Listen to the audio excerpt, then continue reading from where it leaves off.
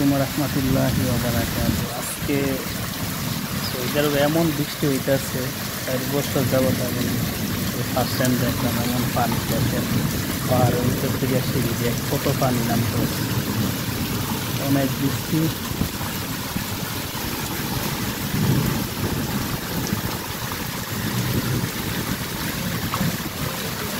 বেশি বৃষ্টির পরিমাণ। এখন নামাজ পড়তে যাম, একটা দৌড় দিন, জানি কতটুক কি হয়। বৃষ্টি দিয়ে দৌড়িয়ে যাইতেছি মসজিদে নামাজ পড়ুন, আর পানি দেখেন, পানি আর পানি, চারপাশে পানি। আল্লাহ আকবার। অবশেষে আলহামদুলিল্লাহ মসজিদে আসলাম।